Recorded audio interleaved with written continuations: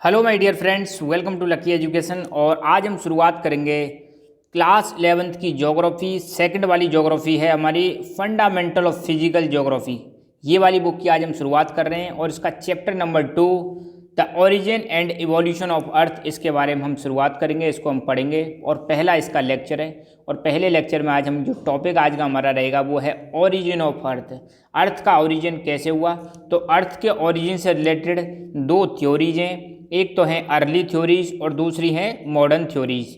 Early theories में सिर्फ और सिर्फ अर्थ के ओरिजिन के बारे में बात की जा रही है और मॉडर्न थ्योरीज में ओरिजिन ऑफ यूनिवर्स के बारे में बात की जा रही है। हम पढ़ेंगे आज अर्ली थ्योरीज के बारे में जो क्लास 11th की book fundamental of physical geography में दे रखी हैं। इसको जानने से पहले कुछ टर्म्स हम जान लेते हैं। सबसे पहले एक वर्ड बार बार आएगा, नेबुला। नेबुला का मतलब क्या है। तो nebula is a cloud of dust and gas inside a Galaxy. आपको पता है गैलेक्सी होती है, जैसे हमारी है मिल्की वे गैलेक्सी। अगर कोई पूछे हमारी गैलेक्सी का नाम क्या है तो आपको बताना है मिल्की वे गैलेक्सी। तो गैलेक्सीज के अंदर ऐसे क्लाउड्स होते हैं और इन क्लाउड्स में क्या क्या चीज़ होती है, गैसेस होती हैं। गैसेस में जैसे हाइड्रोजन, हीलियम, ये मेन गैसेस होती हैं। साथ के साथ में इसमें कुछ डस्ट पार्टिकल्स भी होते हैं। तो ये गैसेस और डस्ट पार्टिकल्स का जो क्लाउड रहता है, जो गैलेक्सीज के अंदर पाया जाता है, बड़े बड़े जो क्लाउड्स होते हैं, इन्हीं को हम क्या बोलते हैं, नेबुला बोलते हैं। ठीक है। एक वर्ड है हाइपोथेसिस, एक वर्ड बहुत आएगा हाइपोथेसिस। तो हाइपोथेसिस का मतलब है किसी चीज़ की कल्पना करना या परिकल्पना। क्या बोल देते हैं इसको, परिकल्पना बोल देते हैं। तो हाइपोथेसिस क्या होता है, ये एक अजम्पशन होता है कि मतलब किसी एविडेंस के आधार पर लोग क्या दे देते हैं, अपनी अपनी हाइपोथेसिस दे देते हैं। जैसे हमारी अर्थ का एवोल्यूशन कैसे हुआ, अर्थ की उत्पत्ति कैसे हुई, अर्थ हमारी कैसे एग्जिस्टेंस में आई। तो इससे रिलेटेड भी कई सारी हाइपोथेसिस दे रखी हैं, कई सारी परिकल्पनाएं दे रखी हैं जो किसी न किसी एविडेंस के आधार पर आधारित हैं। अब ये हो सकता है गलत भी हो सकती हैं, ठीक है, और सही भी हो सकती हैं। तो किसी भी मतलब इन्वेस्टिगेशन की जो शुरुआत होती है, किसी भी इन्वेस्टिगेशन का जो इनिशियल पॉइंट होता है वो होता है हाइपोथेसिस।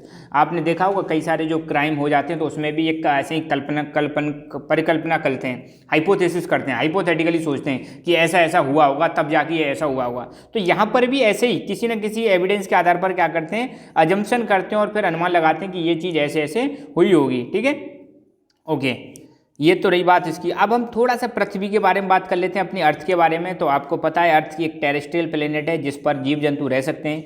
अगर सन से हम देखें तो जैसे सन है, सन के बाद मरकरी, फिर वीनस और फिर आता है तीसरे नंबर पर अर्थ। तो Earth is third planet from sun and largest of the terrestrial planet. जितने भी टेरेस्ट्रियल प्लेनेट्स हैं उसमें ये लार्जेस्ट है अपना अर्थ। ठीक है, अर्थ की एज लगभग मानी जाती है 4.5 बिलियन ईयर्स। ठीक है। The formation of Earth is linked to the formation of solar system and various theories have been proposed to explain it। अर्थ का जो फॉर्मेशन हुआ था वो सोलर सिस्टम के फॉर्मेशन से ही लिंक है। और अगर आपको पता लगाना है कि मतलब कैसे अर्थ का ओरिजिन हुआ तो इससे संबंधित कई सारी थ्योरीज, कई सारे विचार, कई सारे ज्योग्राफर ने अपने अपने विचार दिए हैं, वही हम पढ़ने वाले हैं। ठीक है। तो आपको पता है पूरे के पूरे ब्रह्मांड में बहुत सारी क्या हैं, गैलेक्सीज हैं। इन गैलेक्सीज में क्या है, सोलर सिस्टम है। सोलर सिस्टम के अंदर हमारी पृथ्वी आती है और पृथ्वी में हमारा देश भारत आता है। भारत में आपका कोई राज्य होगा, राज्य में कोई आपका शहर होगा या गांव होगा, वहां पर आप रहते हैं। ठीक है। तो कोई कंट्री किसका पार्ट है, इसका अर्थ किसका पार्ट है, सोलर सिस्टम किसका पार्ट है, अर्थ गैलेक्सी, और गैलेक्सी किसका पार्ट है, यूनिवर्स। ठीक है, ये चीज़ भी आप ध्यान रखना। अब हम अपनी बुक की शुरुआत करेंगे जो बुक में चीज़ें दे रखी हैं। तो पहली बात तो एक चीज़ ध्यान रखना, हमारी पृथ्वी के ओरिजिन से संबंधित बहुत सारे फिलोसफर्स ने, बहुत सारे साइंटिस्ट ने अपनी अपनी क्या दे रखी हैं, हाइपोथेसिस दे रखी हैं, अपनी अपनी कल्पनाएं दे रखी हैं कि ऐसा ऐसा हुआ होगा। सब ने अपनी अपनी एजम्पशन दे रखी हैं। तो इन एजम्पशन और थ्योरीज को हम दो भागों में डिवाइड कर सकते हैं, एक है अर्ली थ्योरीज और दूसरी है मॉडर्न थ्योरीज। अर्ली थ्योरीज में दो बहुत फेमस हैं, एक है गैसियस और दूसरे नेबुलर हाइपोथेसिस। पहले गैसियस हाइपोथेसिस आई थी, ठीक है, जो कि इमैनुअल कांट ने दी थी। फिर आई थी नेबुलर हाइपोथेसिस जो लाप्लास ने दी थी। इसके बाद हम मॉडर्न थ्योरीज में हम पढ़ेंगे बिग बैंग थ्योरी और दूसरी है स्टडी स्टेट थ्योरी। अब एक एक करके समझेंगे, आप समझना ढंग से, वर्ड बाय वर्ड चीज़ों को समझते जाना, क्योंकि एक चीज़ ध्यान रखना, फिजिकल ज्योग्राफी में जो भी हम पढ़ने वाले हैं ये सारा की सारा इंडियन ज्योग्राफी में काम आएगा। बहुत इंपॉर्टेंट ज्योग्राफी है। अगर वाकई में हम जो ज्योग्राफी कहें वो यही ज्योग्राफी है मेन। फिजिकल ज्योग्राफी में आपको अर्थ का फिजिकल स्ट्रक्चर, अर्थ के फिजिकल फीचर्स, अर्थ के अंदर क्या क्या चीज़ें, अर्थ के बाहर क्या क्या चीज़ें हो रही हैं, वो सारी चीज़ें पता चलेंगी। ठीक है, तो बहुत शांति से चीज़ों को समझना और सुनना। अर्ली थ्योरीज में मैंने बताया नेबुलर हाइपोथेसिस मेन है, जो अपनी बुक में दे रखी है थोड़ी सी। नेबुलर हाइपोथेसिस के बारे में थोड़ा सा दे रखा है, हालांकि इनके बारे में डिटेल्स अगर आपको पढ़नी है तो फिर आपको ज्योग्राफी को बहुत डिटेल में आगे जाके पढ़ना पड़ेगा, इतना अपनी बुक में दे नहीं रखा है।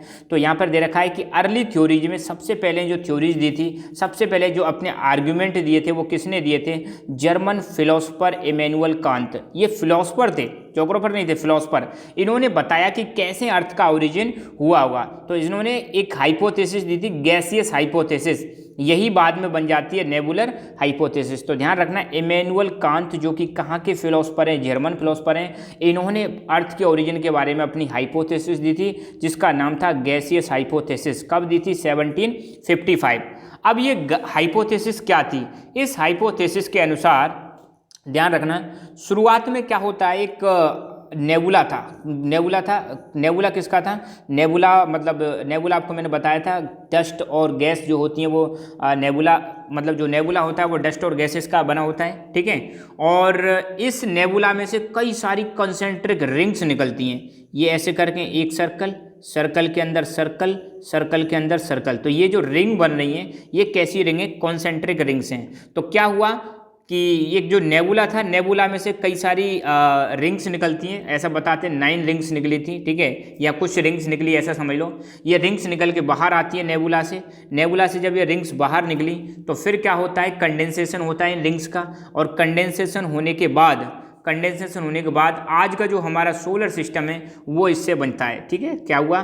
शुरुआत में एक नेबुला था, बहुत ज़्यादा गर्म था, इसमें से कई सारी रिंग्स निकली, लगभग 8-9 रिंग्स निकली थी। यही रिंग्स किसका रूप ले लेती हैं? प्लैनेट्स का रूप ले लेती हैं, जो कि हमारे सोलर सिस्टम को बनाते हैं। तो बस ये कहा था किसने? गैसियस हाइपोथेसिस के दौरान, या गैसियस हाइपोथेसिस ऑफ कांत में इन्होंने यही बताया कि आग का गोला, या फिर हम कहें तो मतलब एक नेबुला था, नेबुला में से कई सारी रिंग्स निकली, इन रिंग्स का कंडेंसेशन हुआ, और कंडेंसेशन होने के बाद क्या बन गए? आज की डेट में जो अपने प्लैनेट्स हैं वो बनते हैं और सोलर सिस्टम का निर्माण करते हैं। बस इतना बताया इन्होंने, ठीक है। फिर मैथमेटिशियन लाप्लास, इन्होंने इसको रिवाइज किया, गैसियस हाइपोथेसिस को रिवाइज किया, और इसका नाम बन गया नेबुलर हाइपोथेसिस। क्योंकि जो गैसेस थी वो क्या था? नेबुला था, नेबुला में से तो निकली थी जो रिंग्स निकली थी, तो 9 रिंग्स निकली थी, ठीक है। तो अब मैथमेटिशियन लाप्लास ने 1796 में एक थ्योरी दी। कौन सी थ्योरी दी? Nebular hypothesis. और ये जो लाप्लास भाई साहब थे, ये कहाँ के थे? फ्रेंच के थे। कहाँ के थे? फ्रेंच थे, मतलब फ्रांस के थे। फ्रांस के एक मैथमेटिशियन हुआ करते थे लाप्लास। इन्होंने कांत की जो थ्योरी थी उसको मॉडिफाई किया, और इन्होंने बताया, क्या बताया, थोड़ा सा एक ओवरव्यू ले लेते हैं। इन्होंने कहा कि भाई जो अपना जो नेबुला था, नेबुला में से 9 रिंग्स नहीं निकली थी, 9 रिंग्स की जगह पर सिर्फ एक ही रिंग निकली थी। कितनी रिंग निकली थी?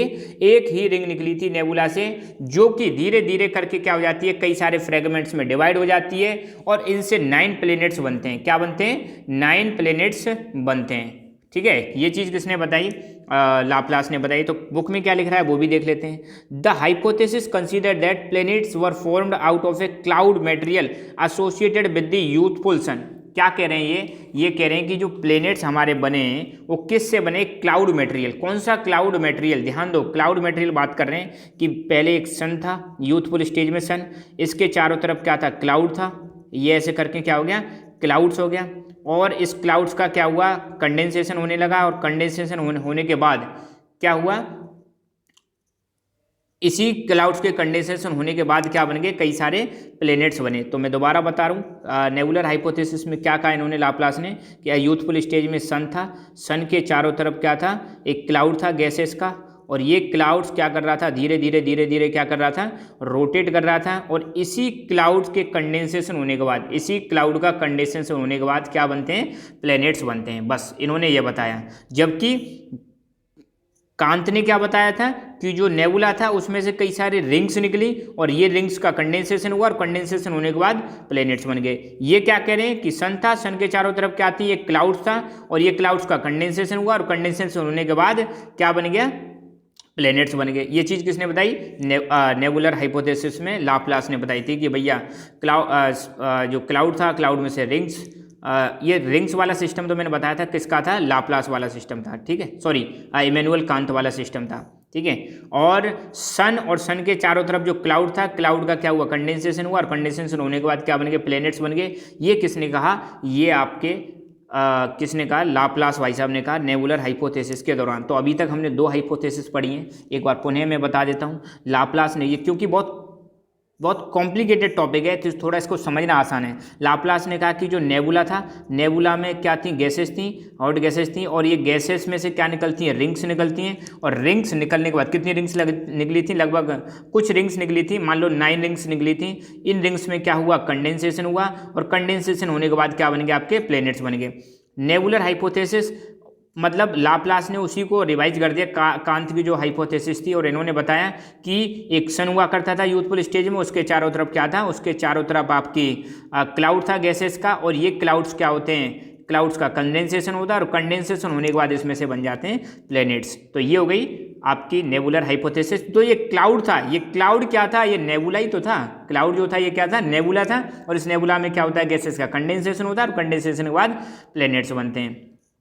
अब आते हैं वॉन्डरिंग स्टार थ्योरी। किस पर आते हैं, वॉन्डरिंग स्टार थ्योरी। तो ध्यान रखना, अर्ली या मतलब 1900 के समथिंग, 1900 वाले टाइम पर चैम्बरलिन और माउल्टन, ध्यान देना 2 व्यक्ति हैं, कौन कौन है, चैम्बरलिन और माउल्टन। इन्होंने जो थ्योरी दी थी वो दी थी वॉन्डरिंग स्टार थ्योरी। कौन सी थ्योरी दी थी, वॉन्डरिंग स्टार थ्योरी। क्या कहती है थ्योरी, देखो ये कंसीडर करती है वॉन्डरिंग स्टार अप्रोच टू सन, मतलब ये हमारा सन है, और सन के पास एक, मतलब इसको ऐसे बनाते हैं, यहाँ पर हो गया हमारा सन, क्या हो गया, सन, और यहाँ से एक स्टार चल के आ रहा है इस रास्ते से।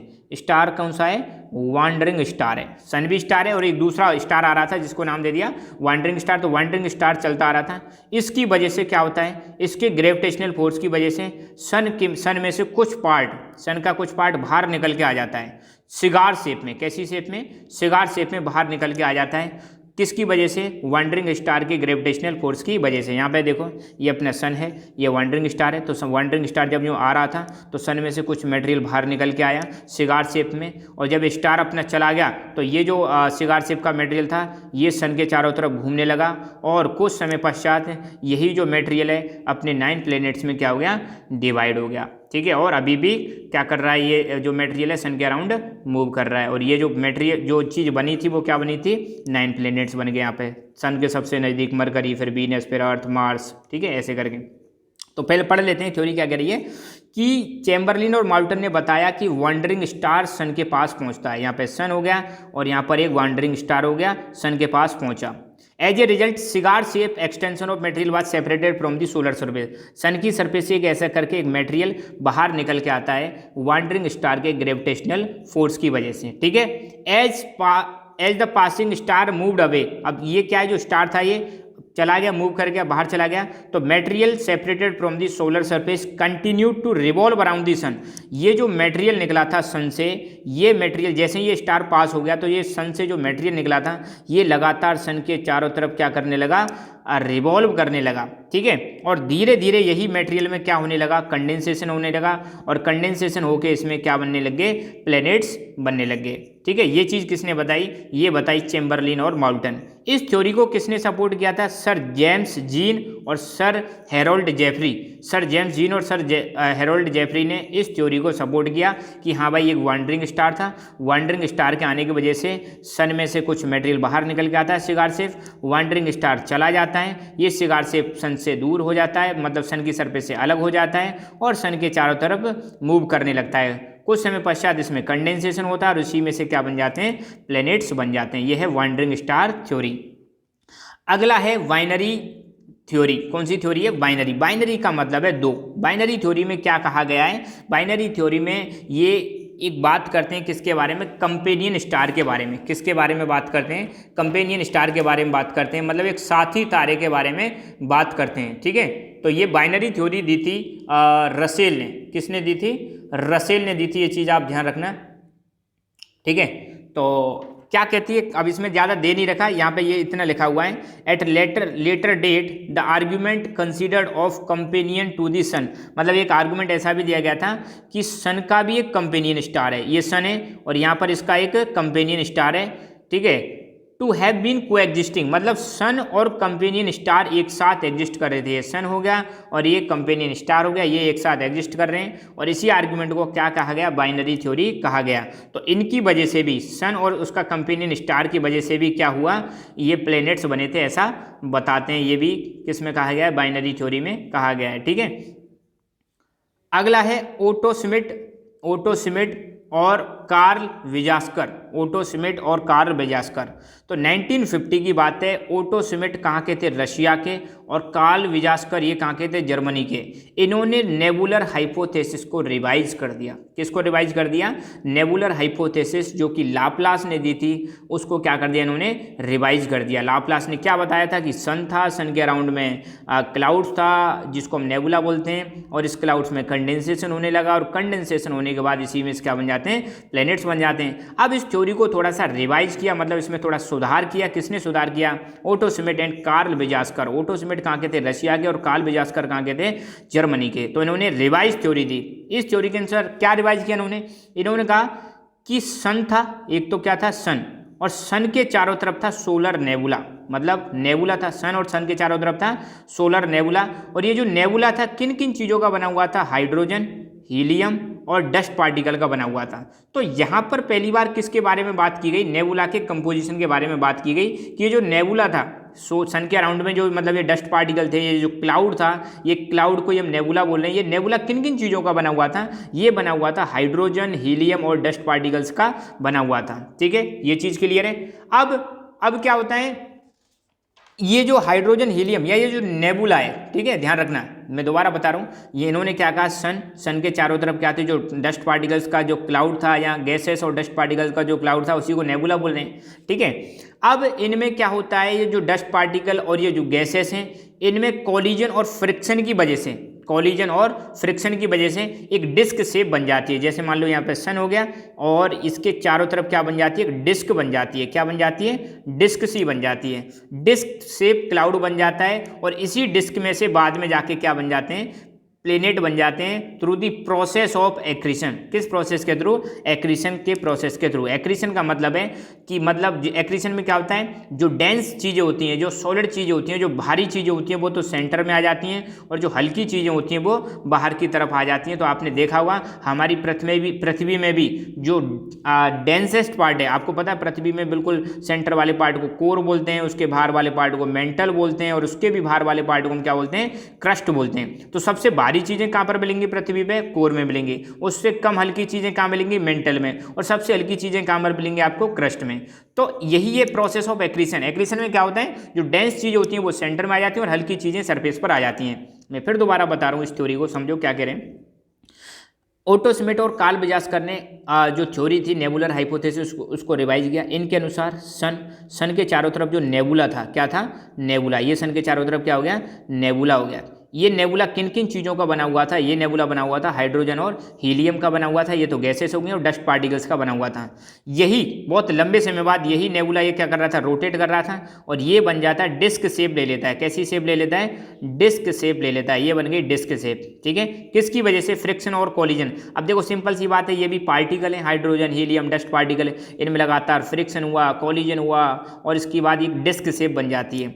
और यही डिस्क शेप फर्दर इसी में से टूट के क्या बन जाते हैं, इसी में से बन जाते हैं आपके प्लैनेट्स। किसके थ्रू, प्रोसेस ऑफ एक्रीशन के थ्रू। मतलब इसी में से टूट गए, मतलब कई सारे मतलब छोटे छोटे प्लैनेट्स बनते हैं, और प्लैनेट्स में भी फिर वो दोबारा से कंबाइंड होते हैं और फिर बड़े बड़े प्लैनेट्स का निर्माण करते हैं। फिलहाल तो आप इतना यहाँ रखो, सन के अराउंड में जो डस्ट पार्टिकल और गैसेस का जो क्लाउड था वो कुछ समय बाद फ्रिक्शन और कोलिजन की वजह से डिस्क शेप ले लेता है, और इसी डिस्क शेप में से क्या बनते हैं, प्लैनेट्स बनते हैं through the process of accretion. और यही है रिवाइज्ड नेबुलर हाइपोथेसिस, जो किसने रिवाइज की थी, ओटो स्मिथ रशिया के थे और कार्ल विजास्कर जर्मनी, इन्होंने इसको रिवाइज किया था। ठीक है, तो मतलब यही है कि ये जो मतलब क्लाउड था, क्लाउड में डिस्क बनने लगे, डिस्क टूट गए, छोटे छोटे प्लैनेट्स बनने लगे, यही छोटे छोटे प्लैनेट्स मिल के बड़े प्लैनेट बनने लगे through the process of accretion. और आज की डेट में जो सोलर सिस्टम है वो आपको देखने को मिलता है। ठीक है, और ये है हमारा करंट में जो सोलर सिस्टम है, जहाँ पे हमारा सन के सबसे पास मरकरी, फिर वीनस, फिर अर्थ, फिर मार्स, ठीक है, फिर इसके बीच में एस्टेरॉयड बेल्ट है, फिर जुपिटर, फिर सैटर्न, यूरेनस, नेपच्यून, प्लेटू। ये आज का सोलर सिस्टम है, ठीक है। तो ये हमने बात की किसके बारे में, अर्थ की अर्ली थ्योरीज के बारे में, अर्थ के एवोल्यूशन से रिलेटेड जो अर्ली थ्योरीज है उनके बारे में बात की हमने, ठीक है। तो आई होप ये चीज़ें आपको समझ में आएंगी, और नहीं आई तो फिर एक बार दोबारा रिपीट करके वीडियो देखें और आपको चीज़ें धीरे धीरे समझ में आने लग जाएंगी। तो यहाँ पर एक क्वेश्चन बन रहा है, which one of the following scholar suggested that Earth's origin from gases and dust particle. इनमें से किसने, स्कॉलर ने, किस विद्वान ने कहा कि अर्थ का जो ओरिजिन है गैसेस और डस्ट पार्टिकल से हुआ था। अभी जस्ट मैंने बताया था हाइड्रोजन, हीलियम और डस्ट पार्टिकल्स का जो क्लाउड था जो सन के अराउंड में मूव कर रहा था, वही डिस्क शेप ले लेता है और इसी में से क्या बनते हैं, प्लेनेट्स बनते हैं, और प्लेनेट्स में आता है हमारी अर्थ। तो किसने कहा था ये, ओटो स्मिथ। ओटो स्मिथ कहाँ के थे, ये आपके थे रशिया के थे, ठीक है। ओटो स्मिथ ने इस चीज़ को क्या कहा था, बताया था। ओटो स्मिथ रशिया के थे, बिल्कुल सही बात है। तो इन्होंने ही सजेस्ट किया था, या इन्होंने ही बताया था, क्या बताया था कि जो अपनी अर्थ का एवोल्यूशन हुआ है गैसेस और डस्ट पार्टिकल से हुआ है, और ये गैसेस और डस्ट पार्टिकल्स किसका पार्ट थे, नेबुला का पार्ट थे, और ये नेबुला रोटेट कर रहा था किसके अराउंड में, सन के अराउंड में, ठीक है। तो यहाँ पर हमारी अर्ली थ्योरीज फिनिश होती हैं, और नेक्स्ट वाला जो लेक्चर आएगा उसमें हम बिग बैंग और स्टडी स्टेट थ्योरी को कवर करेंगे। अर्थ की जो मॉडर्न थ्योरीज है उनको हम कवर करेंगे। और आज तक की जो सबसे ज़्यादा वाइडली एक्सेप्टेड थ्योरी है वो कौन सी थ्योरी है, बिग बैंग थ्योरी है, ठीक है। इसके बारे में आप ध्यान रखना, किसके रिगार्डिंग, ओरिजिन ऑफ यूनिवर्स के रिगार्डिंग। तो बस एक चीज़ और मैं यहाँ पे कंक्लूड करना चाहता हूँ, जो अर्ली थ्योरीज हैं अर्थ के एवोल्यूशन से संबंधित, जो अर्ली थ्योरी हैं ये सिर्फ अर्थ के एवोल्यूशन पर फोकस कर रही है, मतलब अर्थ पर इनका फोकस है, बाकी यूनिवर्स, ब्रह्मांड इन पर कोई फोकस नहीं है। जबकि जो मॉडर्न थ्योरीज आएंगी वो अर्थ की बजाय, अर्थ पर फोकस करने की बजाय किस पर फोकस करती हैं, पूरे यूनिवर्स पर फोकस करती हैं, क्योंकि अर्थ भी किसका पार्ट है, यूनिवर्स का ही पार्ट है। तो जो हम अब मॉडर्न थ्योरीज पढ़ेंगे उसमें हम किसके बारे में पढ़ेंगे, यूनिवर्स के ओरिजिन के बारे में पढ़ेंगे, ठीक है। ये चीज़ आप ध्यान रखना, ठीक है। तो लेक्चर को यहीं पर कंक्लूड करते हैं। खुश रहो, मुस्कुराते रहो, हैप्पी रहो। जय हिंद, जय भारत।